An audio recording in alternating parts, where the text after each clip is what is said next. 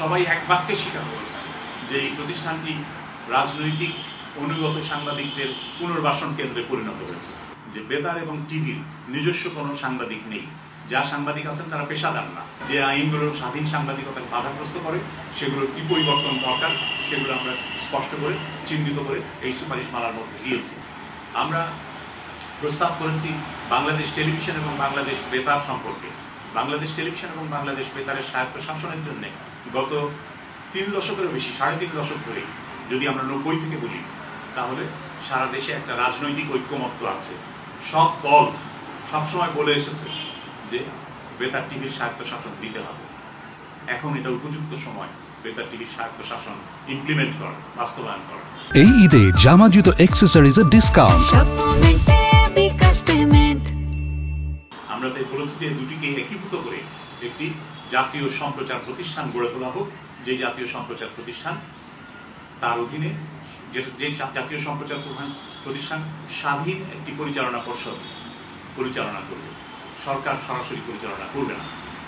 এবং আমরা এটাও বলেছি যে সরকারের আরেকটি প্রতিষ্ঠান বাংলাদেশ সংবাদ সংস্থা, এই বাংলাদেশ সংবাদ সংস্থার বিভিন্ন বর্তমান এবং অতীতের যারা কাজ করেছেন, অতীতে যারা নেতৃত্ব দিয়েছেন ব্যবস্থাপনা পরিচালক বা প্রধান সম্পাদক হিসাবে, আমরা সবার মতামত নিয়েছি। সবাই এক বাক্যে স্বীকার করেছেন যে এই প্রতিষ্ঠানটি রাজনৈতিক অনুগত সাংবাদিকদের পুনর্বাসন কেন্দ্রে পরিণত হয়েছে। যখনই সরকার বদল হয় তখনই এখানে নতুন একদল সাংবাদিক এসে চাকরি পান, পদ পান এবং সেই সরকারের জন্যই কাজ করেন, এর বাইরে আর কিছু থাকে না। তো এইটা কোনো কার্যকর সাংবাদিকতার ক্ষেত্র এখন আর নেই। সুতরাং আমরা বলেছি যে এখানে পেশাদার সাংবাদিকতার সুযোগ আছে এবং এই বার্তা সংস্থাকে, বাসসকে যদি জাতীয় সম্প্রচার সংস্থার সাথে একীভূত করে জাতীয় সম্প্রচার সংস্থার বার্তা বিভাগ হিসাবে দাঁড় করানো যায় তাহলে সেটা সরকারের সম্পদের শ্রেষ্ঠ ব্যবহার হবে। আমরা এই কথায় এই কারণে বলেছি যে বেতার এবং টিভির নিজস্ব কোনো সাংবাদিক নেই, যা সাংবাদিক আছেন তারা পেশাদার না। অধিকাংশই তারা নির্ভর করেন সরকারি কর্মকর্তাদের, বিসিএস সম্প্রচার কর্মকর্তারা হলেন ওখানকার নেতা, বার্তা কক্ষের।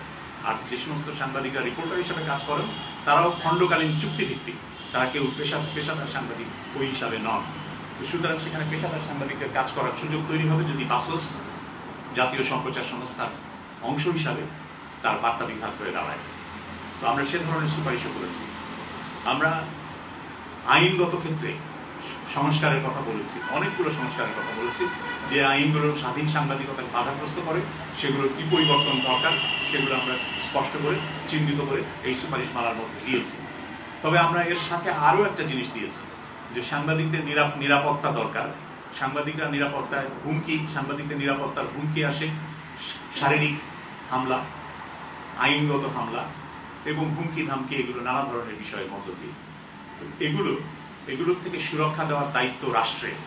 আমরা সেজন্য রাষ্ট্রকে সেই দায়িত্ব দিয়ে সাংবাদিকতা সুরক্ষা আইন করার জন্য বলেছি এবং সাংবাদিকতা সুরক্ষা আইনের একটা খসড়া অধ্যাদেশ জারি করা যাতে সহজ হয় সেজন্য একটা খসড়া অধ্যাদেশও আমরা তৈরি করে এই রিপোর্টের সাথে যুক্ত করে দিয়েছি।